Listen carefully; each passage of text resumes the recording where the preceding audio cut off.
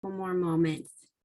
Third day hosting this conference, and we are so glad to have each and every one of you here with us today.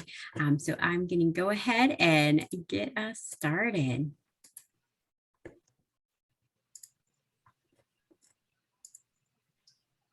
So I am Carrie Black, and I am the Valencia College Director of Energy Conservation and Sustainability.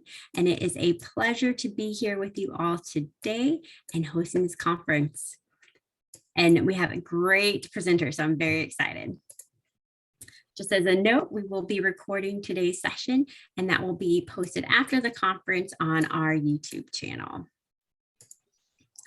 And for all of our Valencia students out there, for each session that you attend, you will be entered into a drawing to win a prize at the end of the conference.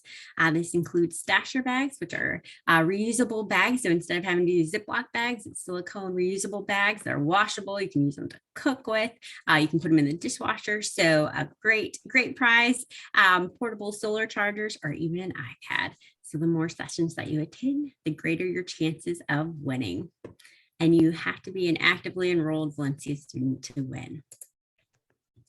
So when we say sustainability, what do we mean?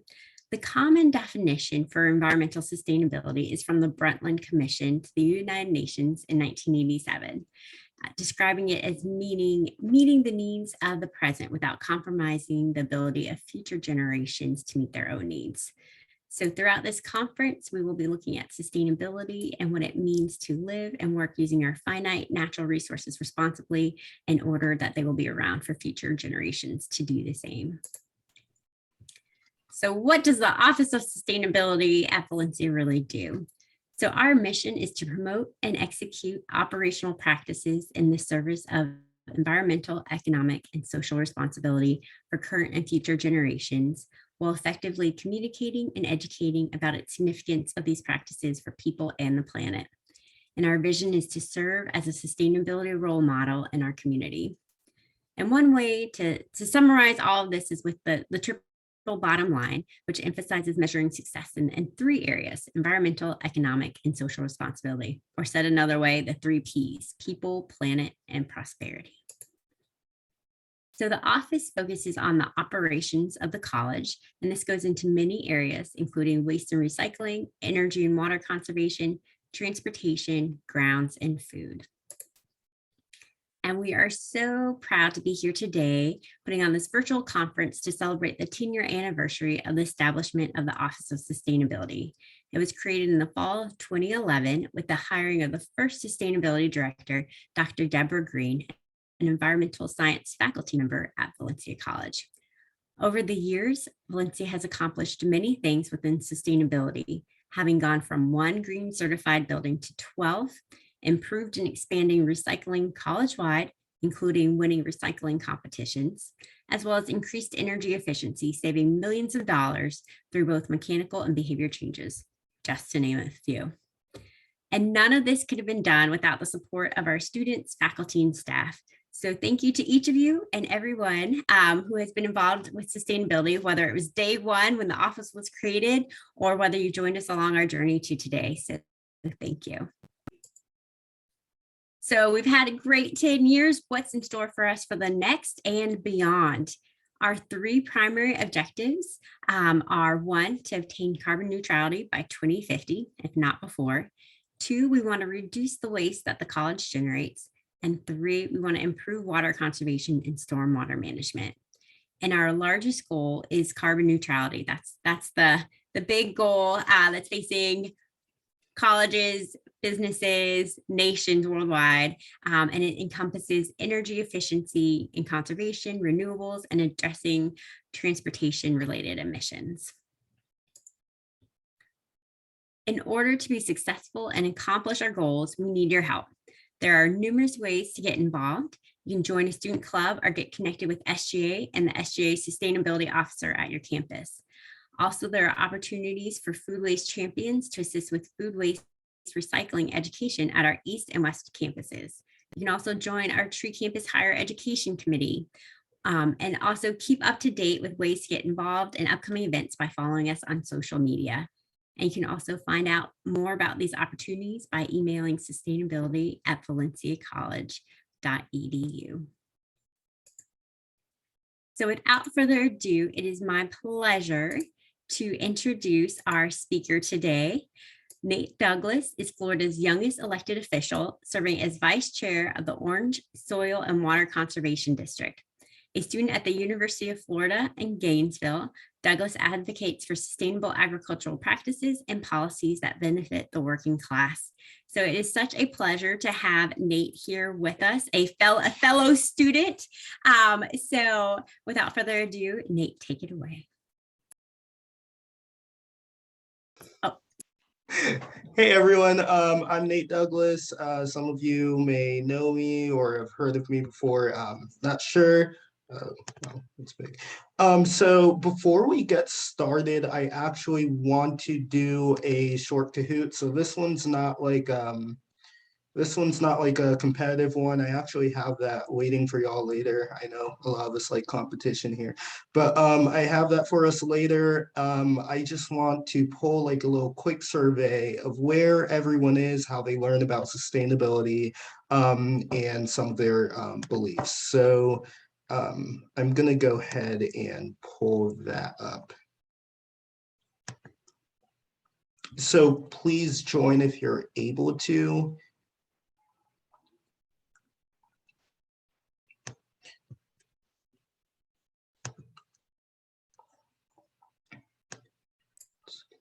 So this may be the first time for some people joining Kahoot, but the address is on the screen. If you go there, and then that is the PIN number to enter into that room and be able to answer the questions.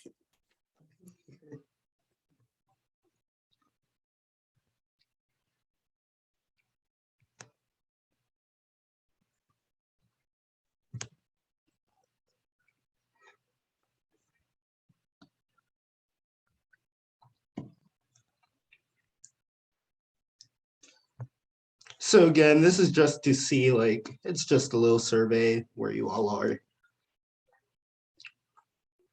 Awesome. See a good amount of people joining.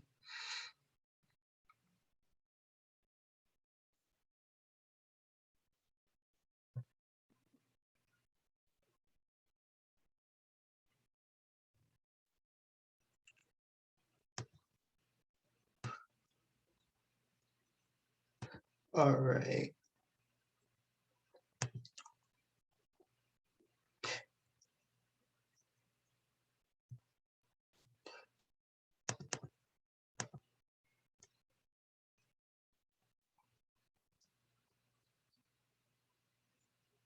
I'll wait till I see about 16 people, and then I'll ask in the chat ask you to put in the chat if you're still trying to join.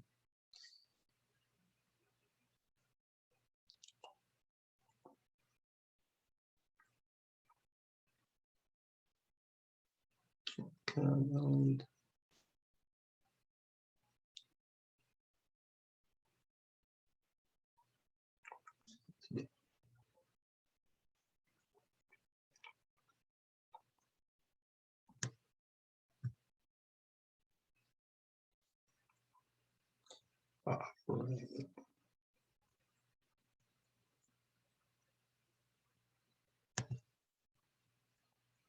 Is there anyone still wanting to join in? Or does that look like about it? I think that's probably a good group. That's about it, right? All righty. Okay, awesome. Hey, Erica. Hey, Brenda. Okay, awesome.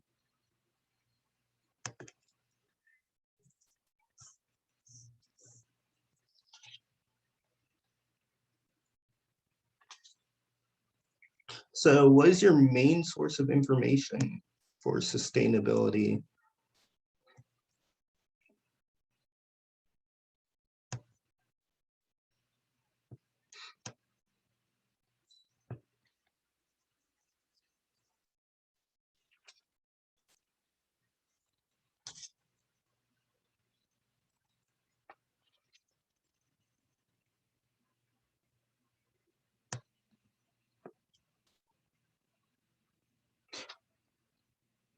I think we just had 16 people, right?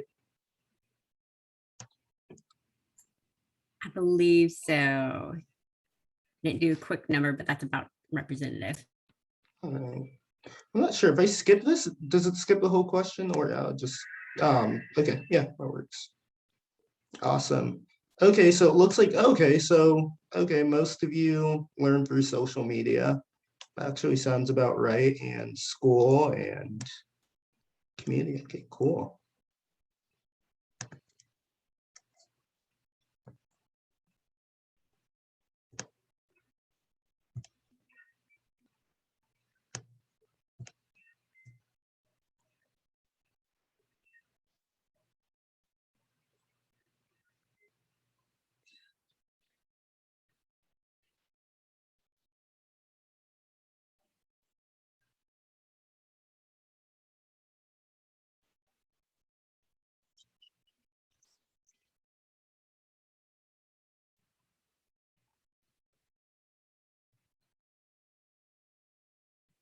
I look forward to seeing what this one is.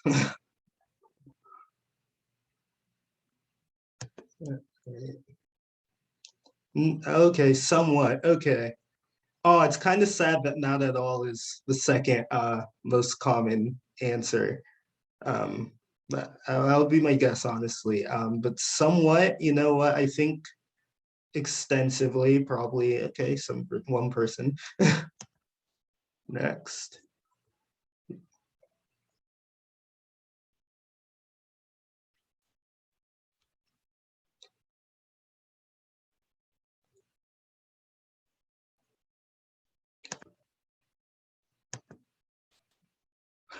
Uh,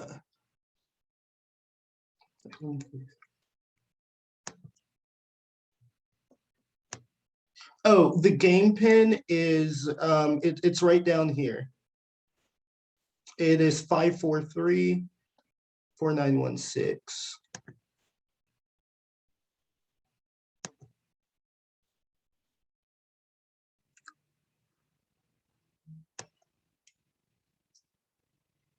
All right. And if some of you guys want to throw in the chat, what type of things you've learned about how to help the environment, feel free. That would be awesome, actually. Um,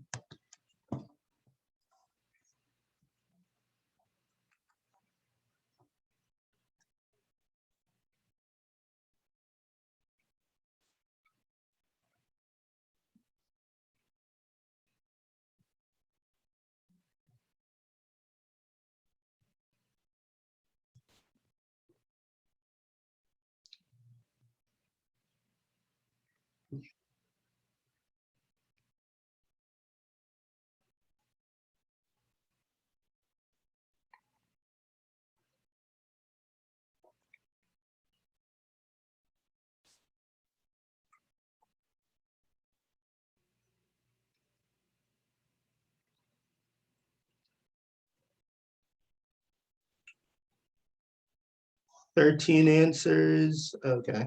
1 second.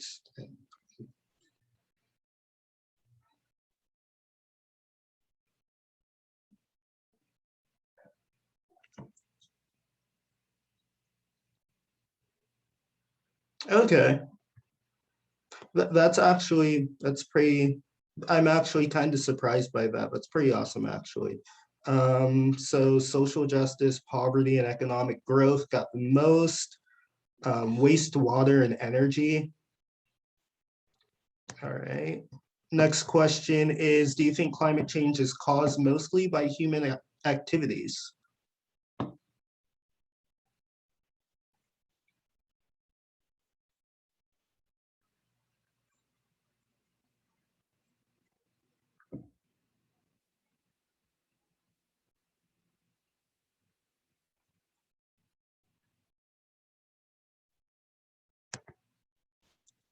All right. Overwhelming majority of you said yes. All right. Sustainability is mostly about better understanding problems like climate change and poverty, or developing solutions to address these problems.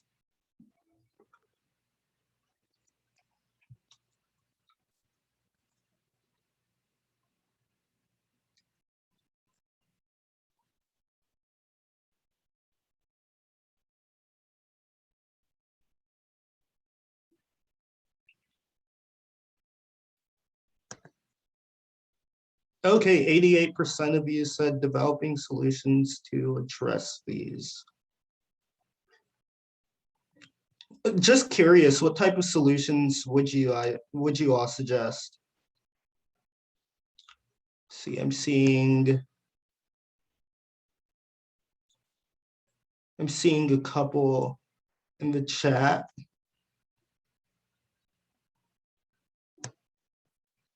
Oh, Melina, that's pretty cool. I used to volunteer restore oyster reefs in the Indian River Lagoon. That was a lot of fun, I bet. Yeah, that sounds like fun. Awesome. All right, next question. What is the most important sustainability issue for you?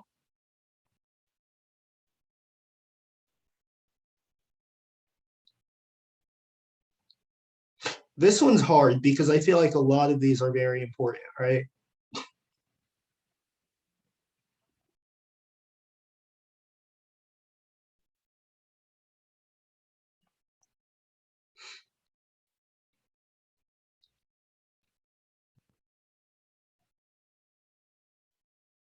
Got 14 answers.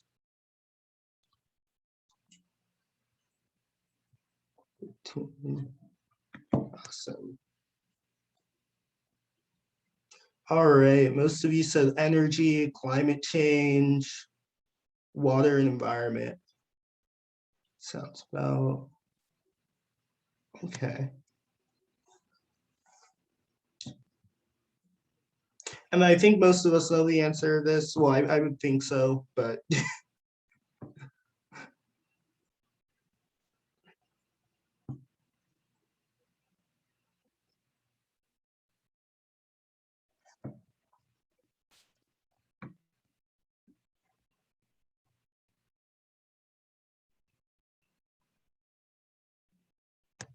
yeah, skip that for now. Yeah, there were no nos. I would, yeah, that'd be my guess. How important is it to you to work toward a sustainable future? You could answer truthfully.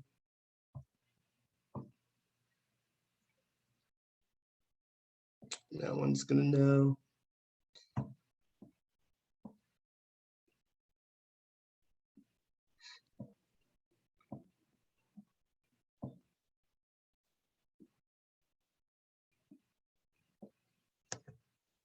Awesome. Very important. Awesome. And then the last one is, which of these approaches do you think is most effective in advancing sustainability? Changing individual habits, voting for politicians promoting sustainability legislation, working with a group to stop unsustainable practices, or working on technological innovation and business practices? More of that cornucopian approach.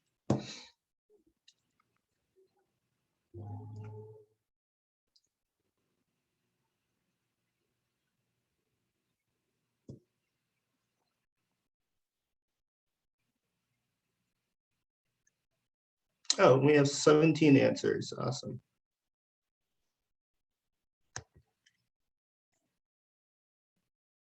Okay, so, okay, changing individual habits, working on tech innovation and business practices. All right, I think that's it.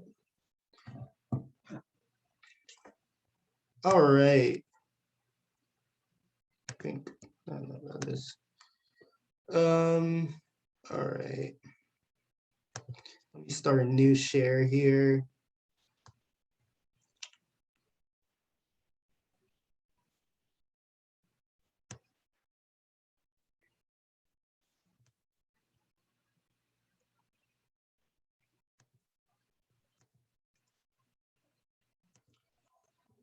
All right, so I'm Nate Douglas. As you all know, I am the vice chair of the Orange County Soil and Water Conservation District.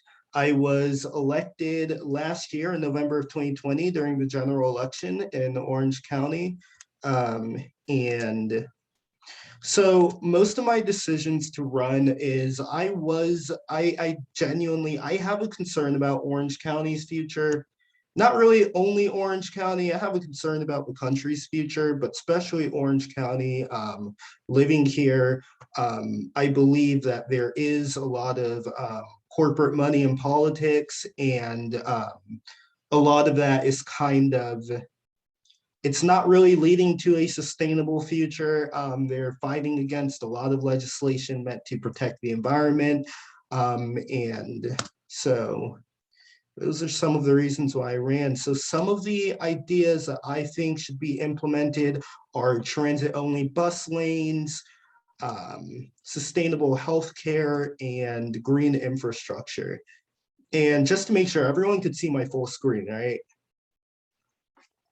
Awesome. Okay, now I'll go more into these. So transit-only bus lanes.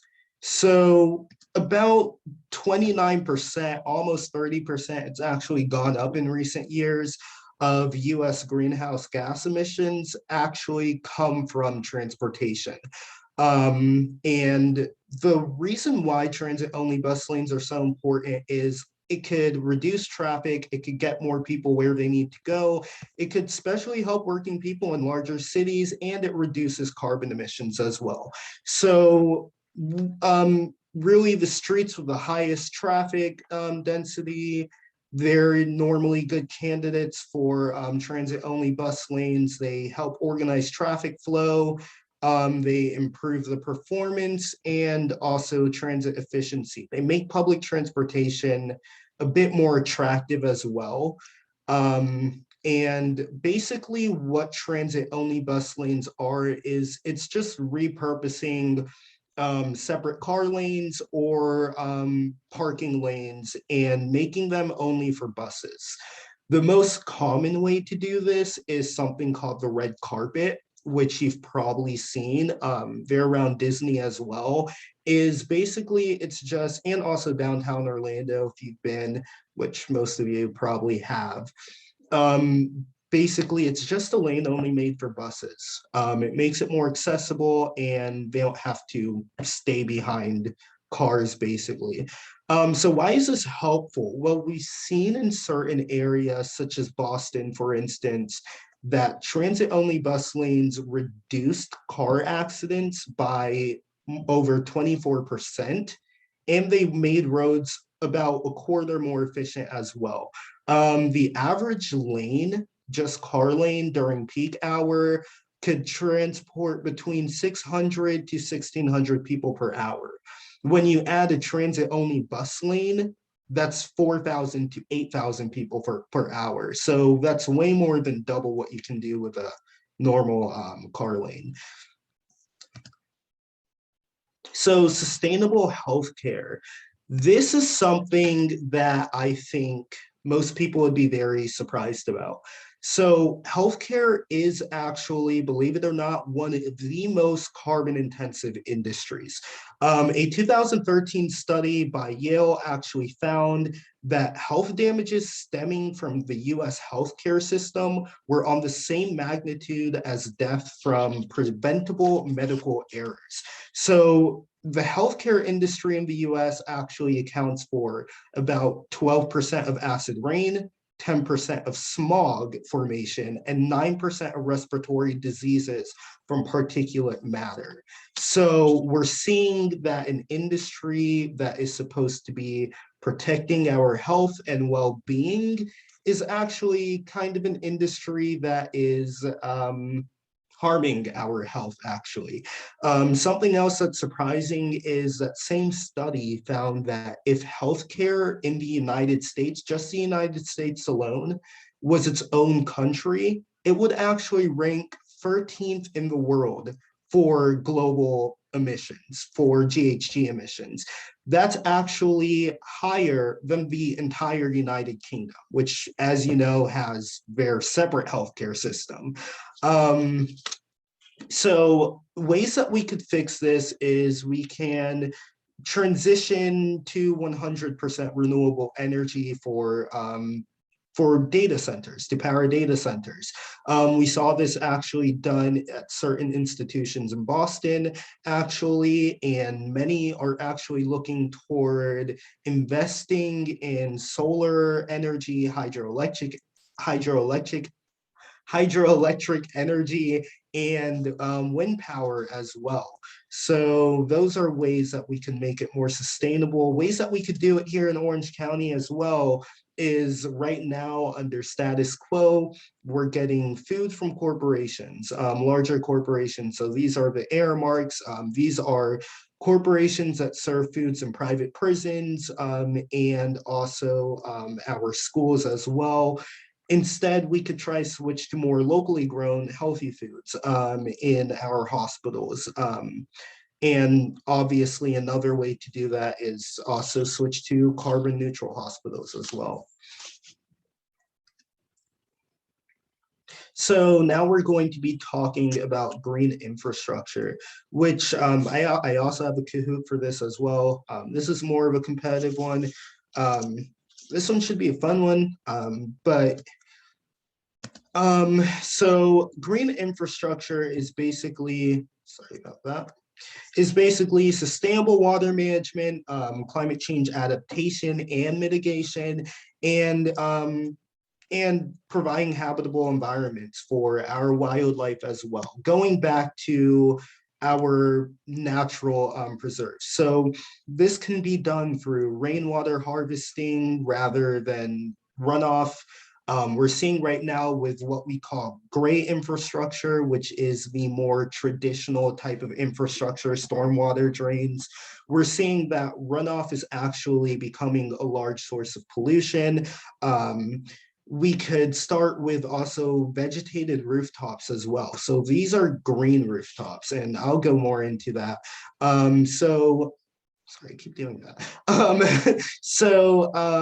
Increases this actually increases the quality and the quantity of our local water supply, and it also reduces urban flooding. So as an economics major, a lot of my focuses are on the economics of things. So this is also great for our economy because this is something that expands the life expectancy of our roofs. So green roofs actually with vegetated rooftops, for instance, rooftops that have rainwater collection, they actually last twice as long as traditional roofs. And also they provide more insulation and cooling for our buildings as well. A place that we saw this done is Philadelphia, Pennsylvania. They actually found that their green infrastructure plan is going to cost $1.2 billion over the next 25 years.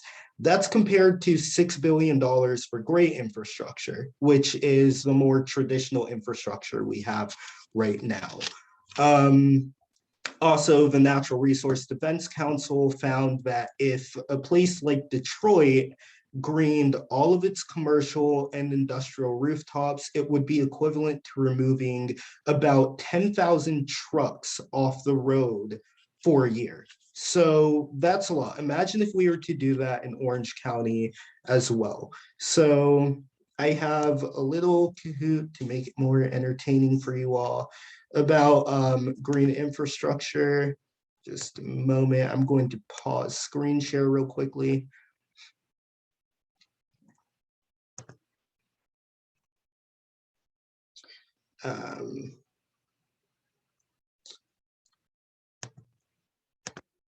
And I'm going to pull that up.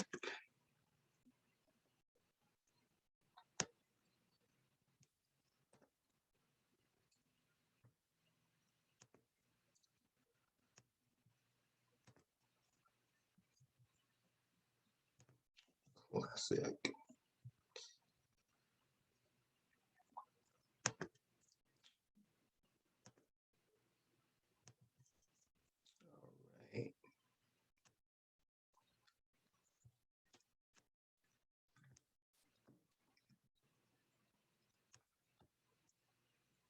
So this one's about green infrastructure, getting you to understand a bit more of what it is. And The game pin is up here. We are still seeing your green infrastructure slide. Oh, okay. Resume share. There we are. It's good now, right? Awesome. It's good.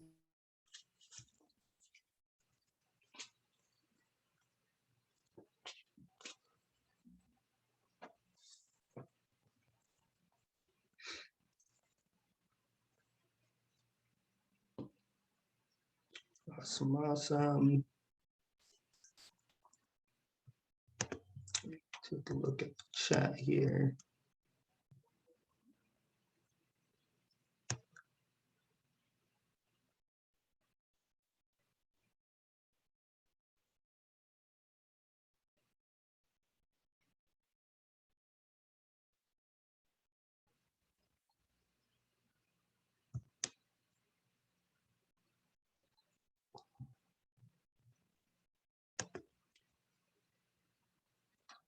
Awesome. And I'll wait for a couple more people to join in.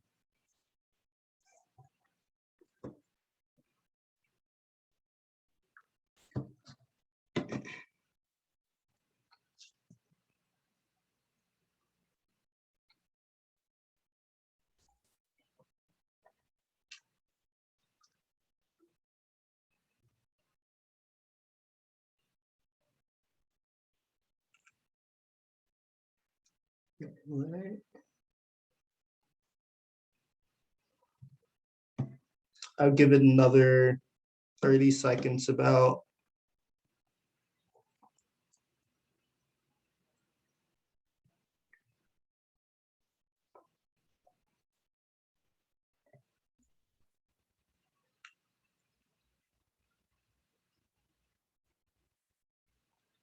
Awesome.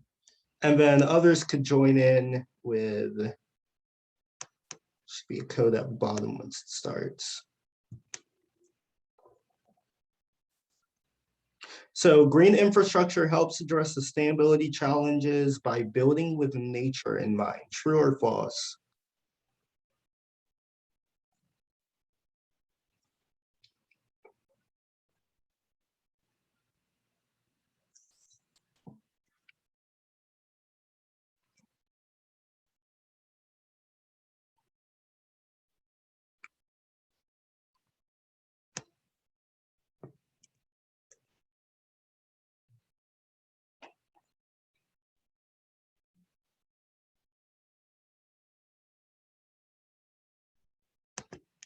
And that is true. So green infrastructure, it's basically meant to kind of mimic the natural environment.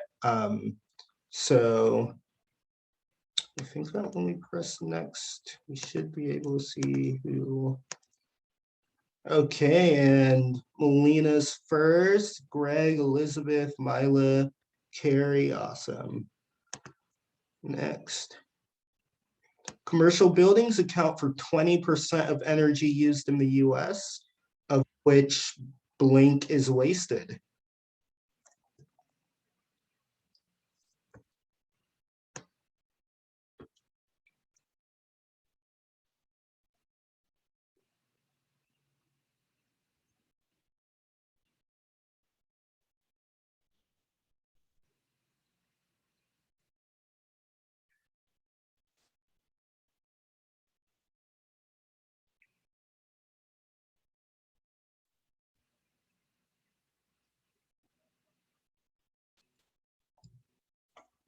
So I think I had 13 people. So about 30% of that, so these commercial buildings are 20% of US energy, and about 30% of that ends up being wasted. Oh, we saw Melina move down a bit. Greg is first in a little victory dance there. Next. Which of these materials is not used to construct green infrastructure? Old growth wood, recycled plastic, grasscrete, bamboo.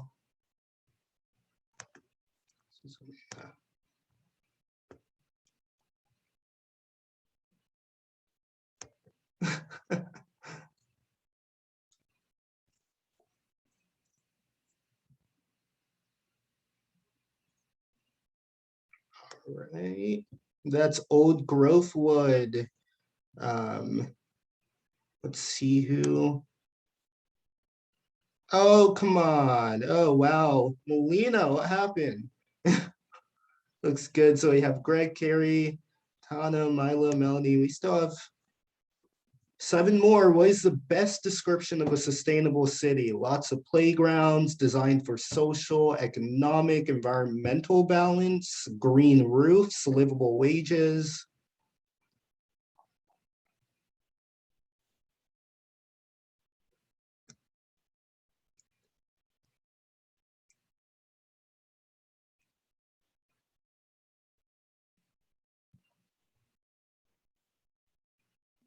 Okay, we got those 13 answers in. I think that's all that's in the game. So stick to that. Awesome. Designed for social, economic, and environmental balance. We'll talk more about that as well.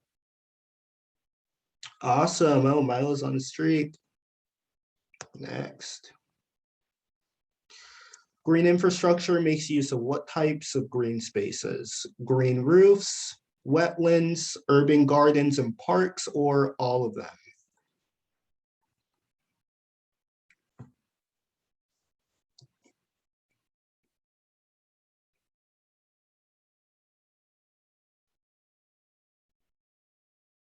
Green infrastructure. Okay, we got more people in the game. Cool. I think that's it. All of them are correct. So yeah, urban gardens and parks, but also green roofs and wetlands as well. Awesome. Considering people, planet, and profit, which city was ranked as the most sustainable in 2018?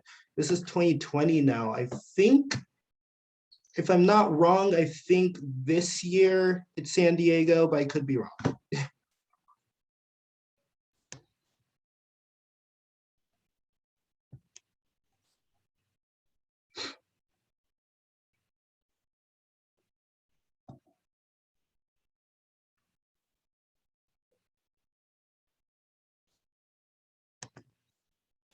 Skip. So the correct answer was London. A lot of you put Singapore. Unfortunately, I don't think Singapore is ranked that sustainable this year either, but they're getting up there, I guess. I know Chicago is getting up there, by the way. What US city is already implementing green infrastructure?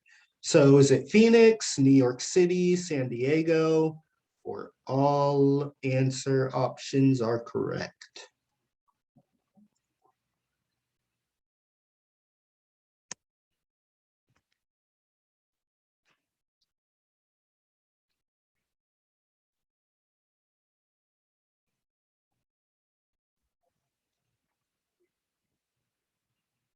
Got one more. Awesome. All of them are correct. So all of those cities already started implementing green infrastructure. Next. Awesome. Greg's still on the streak here. He's winning. Which of these is not considered a sustainable form of transportation? Mass transit, so those are our buses, our trains, diesel trucks, electric cars, our Mustang Mach-E's, biking.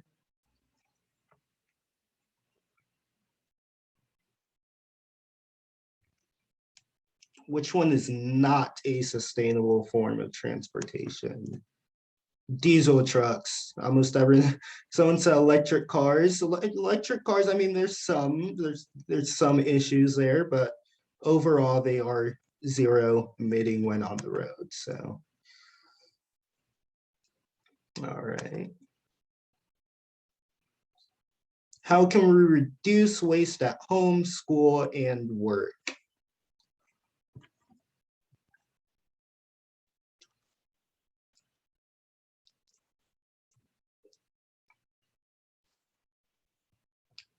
Do we sell online or donate items being replaced to stores, reuse and recycle what's not used, or only purchase amounts that are needed?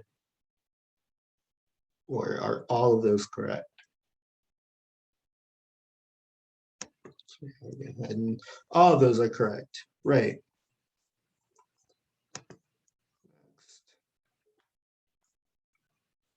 10 players have reached answers 3-3. Awesome. Using sustainable technologies and practices always costs more, true or false? Is that true or is that false?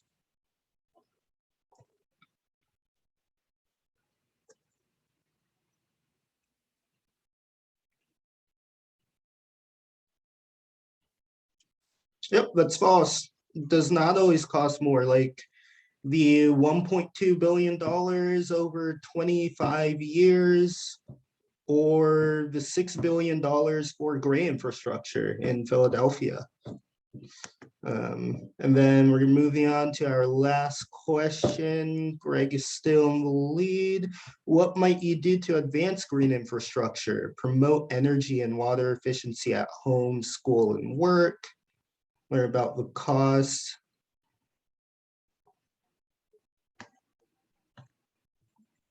So what will you do to promote green infrastructure?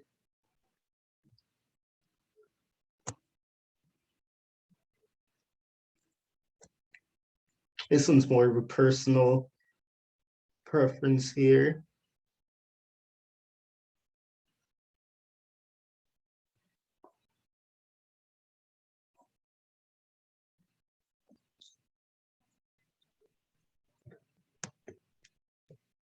Awesome. So most of you said promote energy and water efficiency at home, school, and work. So taking less time in showers, turning off the water when brushing your teeth. Yeah, that's good stuff to do. Awesome.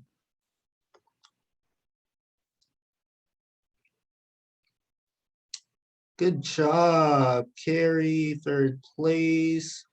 Tana in second, and then Greg in first. Awesome. So I'm gonna pause screen share. Look at the.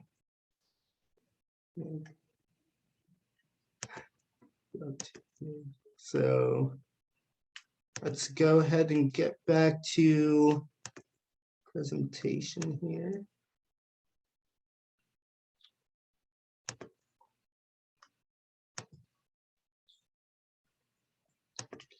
Current slide, all right. Oh, let me go ahead and let me just. So got that. So now we're going to be kind of discussing what is climate change. A lot of you probably know this, but first, in order to understand, climate change, you've got to understand climate, right? So that's long-term periods of weather and weather patterns. And climate change is any measurable alteration in climate lasting for extended periods of time. So it's not just warming. What we saw in Texas was also a result of climate change, extreme low temperatures, anything out of the ordinary for a long time. And then who's impacted by climate change? This is actually Big Sand Lake. You can't really see it, but that dock right there is actually completely underwater right now, unfortunately, because of rising water levels, inadequate rainwater collection. So we're going to talk about climate migrants. So in Orlando, we had in 2017 about 250, not just Orlando, Central Florida, 250,000 people, climate migrants coming in just because of Hurricane Irma. And by 2050, we're expected to see up to 1 billion people leaving their homes by 2050. So this is even smaller islands like Kiribati. Places are going to be inundated by climate change, by all the floodings. So we're going to see a lot of that. And that brings us to environmental justice. So that's an important topic to talk about. So one area that is an interesting case is one you see in Orlando. So we all know, I think, what Paramore is. I spelled that wrong. We all know what I think Paramore is. It's a neighborhood in the Orlando area. Once it was a successful, safer Black middle class community, but unfortunately, like many communities like south of Popka, for instance, it was brought down by segregation, redlining, and forced relocation.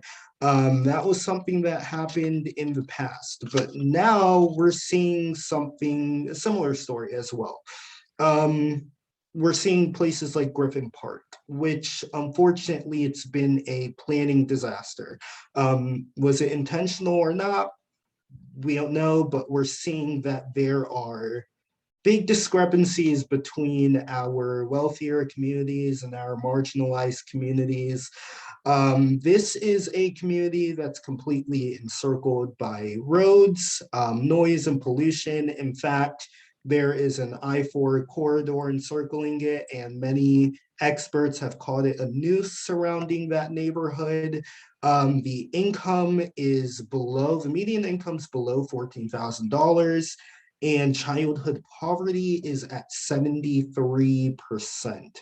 So in neighborhoods like this, unfortunately, it's also really hard to move out of those communities because, first of all, these families have been there for a long time, and a lot of times they can't move out because social mobility is not easy, and also because of the environmental injustice going on in these communities, so many of these children have health issues, chronic health issues.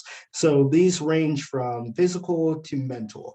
And this is really keeping many of our marginalized communities down in the United States, especially considering that over 50% of our factories, of our pollutive industries, our wastelands, our land waste is in these communities that have majority minorities. So mostly Black and Hispanic and Indigenous people in the United States.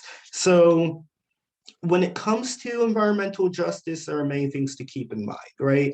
So for instance, factories being built. A lot of times, wealthier communities, typically more educated, typically whiter. They usually have more time and education to go out there and fight against pollutive industries, right?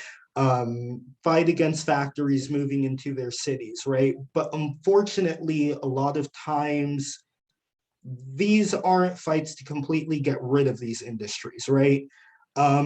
We're seeing it just to get out of their communities, but these pollutive industries still go somewhere, and they usually end up in marginalized communities. So that's something to bear in mind as we move on. So what are some things that we can do? First, we could reduce water waste. So that's something we talked about. I think that about 30% of those in that Kahoot said that they would focus on reducing water waste in their own lives, personal lives. We can cut down on meat consumption. I know that's something that's hard for many people, but unfortunately, that's a very large industry that is full of pollution and mistreatment of animals as well. Replacing light bulbs with LEDs. That's one important one that reduces consumption of energy by a lot, and it also saves you money.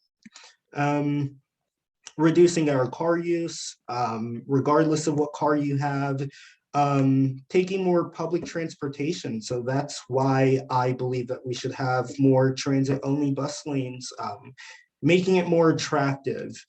Um, Reducing our plastic use and reusing as well. So this is even as little as when you go to a restaurant, bringing your own straw or maybe your own container as well, so they don't have to give you like a plastic box when you leave.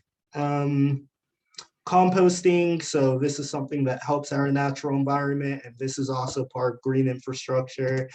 And I think one of the most important ones is divest, make your voice heard. So this is divesting from fossil fuel industries. This is something that could really be done at the top, since about 100 corporations, primarily in the US, are responsible for over 70% of our GHG emissions. So that's something that we can do. And I am now open to Q&A.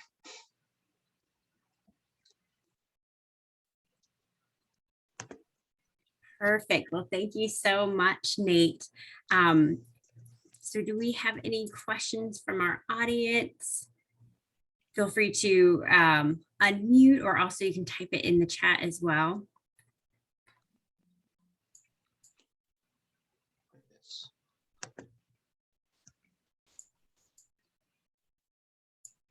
Well, Nate, I have one question. This looks like a cleanup event on your slide. Do you happen to know of any that are coming up? Do you host any? Can you share a little bit more about maybe some organized events that students could get involved with that kind of, relate to helping clean up our waterways and whatnot? So yeah, this one was actually, I'm trying to remember exactly which one this one was. This was one that was just east, I think, of North John Young.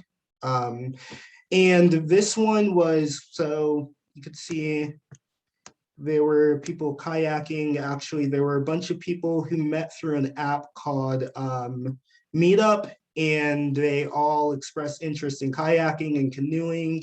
And a bunch of them brought their kayaks to volunteer at this lake cleanup. So ones that are coming up, I am not entirely sure, because right now I'm in Gainesville, unfortunately, but a lot of times if you go to, if any of you know, which I think Greg, I believe you're part of it, Ideas for Us. Are you part of Ideas for Us, Greg? I am not, but we actually had them in the last session, and Caroline, the director of Ideas, was able to share a lot of information about where you can connect with them. I believe the best place to connect with them is on Facebook. Yeah, that sounds about right. They actually host cleanups or community events. I believe it's every weekend. So that's like a weekly thing for them. And Soil and Water, this was one of the events that we hosted as well. Right now, we don't have any upcoming ones yet, but we are trying to arrange a food drive, and I will get in contact with you once we get those details, or once we're able to arrange that successfully. That would be great. We did have another chat come in, or another question coming down the chat. Is it possible that in the next years, all of our natural water resources disappear because of human impact? So all of our natural water resources. So it is actually kind of possible, because right now only about, so most of our world is comprised of water, but only I think about 1% of it, if I'm not wrong, Greg, you might know stats on it too, or Carrie, only about 1% of it I think is actually drinkable. So we may actually see that disappear in the next upcoming years if we don't do something about it, or if we continue at our current emissions level. If we're maybe able to bring that down in the future, then we can preserve some of it. But right now, yeah, that is definitely something that we might be seeing happening, or at least our drinkable water. We might see that leaving in a couple years, especially as the population's continuing to increase. That's definitely something we're going to be seeing in the future. In the United States, we're more privileged around the world. We have more access to water. That might go away, but we're already seeing limited access to water in many countries in Africa and Asia. So yeah, we will actually probably see that diminishing in a couple years. And Kay made a great comment in the chat Yes. that, it doesn't have to be an event. It doesn't have to be something formal. Just when you're walking down the street, you can pick up trash in parking lots, on the sidewalk and whatnot like that. So it doesn't have to be a formal organized event. Every little bit that helps. Is it That okay to give is a another great point. example? Oh, I'm sorry. Oh, sorry. Sorry, Can who you- was that? Yeah, Yeah. can you Oh, repeat that, Kay? I'm sorry. I just wanted to give another example, if that's okay. Yeah. Oh, I was just gonna say, like, for instance, this weekend, I have 3 boys. I have a 10-year-old, I have a 3-year-old, and I have a 2-year-old. And we were out in the Pine Hills area and we went to a park, and the playground was just littered with trash. It looked like, somebody had all their trash in their car and maybe it got out somehow, etc. So as my boys were playing, I started to pick up all of this trash. And so it influenced a little girl. I've never met her before, complete stranger. She was probably about 6 or 7. She just started helping me pick up the trash. And we cleaned up the entire playground together. My boys helped me. Mommy, there's trash over here. And it was on a whim. It was just, hey, we're here. Here's an opportunity to pick up some trash and help clean up a park. And the before and after was a total difference. And it was me and 4 children. And I just wanted to lead by example. So I showed her, hey, look, this is what we can do. And hopefully next time she sees trash, she can pick it up. I gave the example of how anytime we get out of the car and we're walking into a store, there's always trash cans in the front of the store. Pick up the trash you see along the way. Wash your hands. We all have hand sanitizer now. So it's just those little things that we can always be doing to make that just tiny little impact. That's all. Thank you so much, Kay. That's very true. And thank you for leading the way. I mean, showing other people what it means to keep our environment clean. And I know you must have found a couple interesting things. I know I found very interesting things at many of my community cleanups, many interesting things. In fact, at this one that's in the picture, we found a whole shopping cart in the water. So there's definitely a lot of work that needs to be done. It's definitely very important. Absolutely. Yeah. Some of the things I was picking up at that playground were kind of mind-blowing. That should never ever be at a playground. So I'm really glad that I had that opportunity and I was placed where I was so that I could do that. Thank you so much. And if anyone has ever heard of magnet fishing, it's basically fishing for trash with a magnet. You will find some very interesting things. But if you Google magnet fishing, it is a water-based pollution cleanup that has turned game leisure activity. But so Nate, another question for you. So you are an elected official. How have you gotten any, have people written to you with concerns? Can you kind of speak to the reaching out to your elected officials? And I know kind of from your perspective, do those letters matter? Would you encourage people to write more? What's kind of your take on that? Yeah, I would definitely encourage more. One of the recent ones we got was, now we couldn't completely figure out the issue, but it was definitely a fertilizer issue that we're seeing within Orange County. One of the letters that we got, or an email we got, was actually from a concerned resident talking about some of their plants and the unnatural colors that they're experiencing with those plants. And they're seeing fertilizer issues in their neighborhood. I think this was in East Orlando. And some of our other supervisors took a chance to reach out to them, understand their concern, what's going on, and a few tips to help them. So we definitely look at those. I'm actually going to drop my personal email, the one I look at most in the chat. Everyone, and definitely we look at those. So reach out to us anytime, or even if you have an event that you'd like us to attend, we're definitely more than glad to We had also residents even reaching out to us about a closed down golf course. So we definitely get a lot. I mean, I think it would be great. We'd like to speak to more members of our community. Reach out to us. We love it. Great, thank you. We have another question in the chat. Is the U.S. funding for more technologies that will clean water? They understand that, we have a finite amount of drinkable water, but why can't we just work harder to use technology to clean other types of water? So that's actually a tough question. Right now, okay, I can tell you we have not been seeing funding to clean water.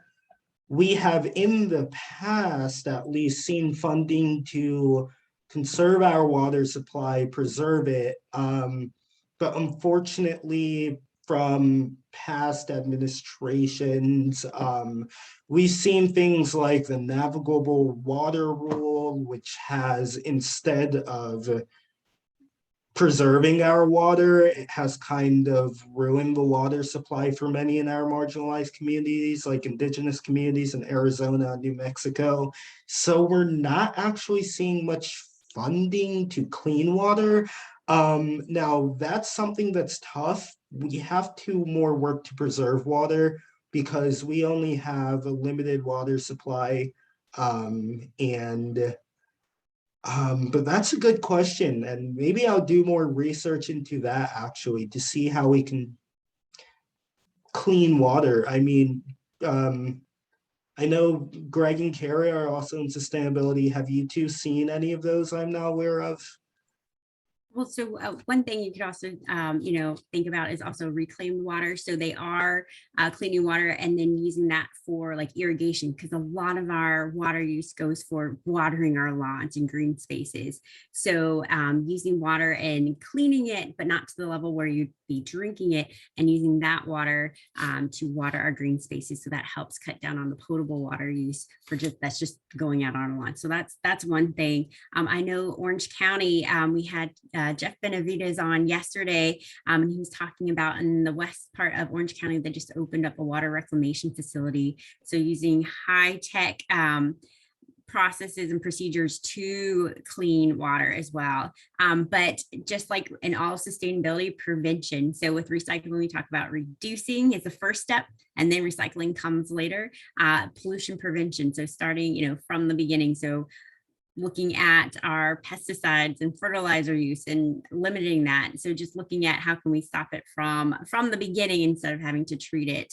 But climate tech too is a thing where they're looking at water conservation and cleaning. But those are just a couple of things that come to mind. Yeah, all right. I know we also saw something similar, I think, in Wekiva Springs area. In Apopka, I went to a little event that was got rid of their septic tanks and they switched them over. So things like that I think are important, and maybe in the future, hopefully we fund more green infrastructure as well, like we talked about, instead of the gray infrastructure we currently have where we actually collect our rainwater instead of letting it run off, and we reuse that as well. So yeah, that was a great point actually, Carrie. Thank you. Do we have any other questions? Feel free to put it in the chat or to. Yes, I have a question. Yeah, please go ahead. Yes, Nate, you've mentioned grow healthy food. So I'm a bit skeptical. How do you think we can grow healthy food since most of our food here are being fertilized? So, okay, that's actually a great question. So there are ways to implement more sustainable farming practices, right? And we talked about that. Most of it, it's like most of our land has not completely been demolished by fertilizers, but I think that it's just working toward reducing the uses of those.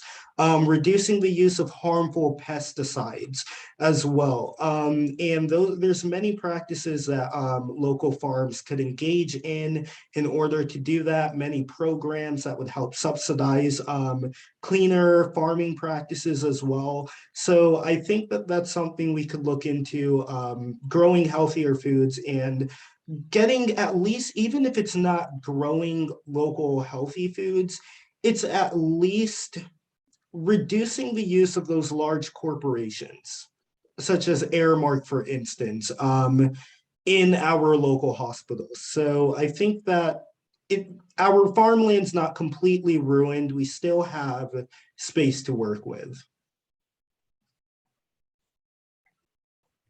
That Thank was a you, great Nick. question, though. That's just... So yeah, in the chat, someone's just saying thank you for all your initiatives and inspiration to young people and the rest of the community. And someone else is also just sharing about, we should work hard to save our drinkable water. The water from Florida comes from the Floridan aquifer, so it's ground source water, which is great.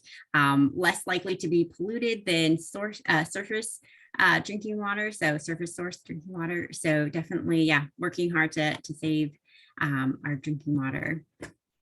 I completely agree. Any other questions or comments? Perfect. Well, Nate, is there any other last kind of going out comments or anything? No, as you all know, I'm a college student, so like many of you, I'm gonna go and head off to class after this, but it's been great. I'm really glad I got the chance to speak to a lot of you, and please feel free to email me anytime. I also have Facebook page, Instagram.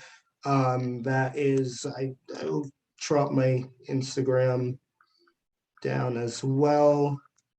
But other than that, thank you so much for having me. And I look forward to working with Valencia in the future even more as well. Well, thank you so much, Nate, for being here. If we were in person, you'd hear lots of loud applause. Great presentation. And thank you, again, so much for your time to be here with us today. And this wraps up the Valencia College Sustainability Conference. It's been a great 3 days. And so hopefully you were able to join us for one of our earlier sessions as well. But if you weren't, don't worry. We will be putting the recordings up on our YouTube channel after the conference. So check back there early next week. And the link to our YouTube channel is there on the slide as well. And don't forget to connect with us. We're on Facebook and Instagram, and you can also email us if you want to get more involved. And this also is a great way to stay connected with upcoming events. And we also try to be a place to promote events. So Nate, when there's events coming up, let us know. We'll be happy to share that on our social. So we really try to also connect you to community organizations and their upcoming events. So thank you so much to everyone for joining us and for attending the conference. We appreciate it. And thanks so much again to our speaker, Nate Douglas, today. Thanks, everyone.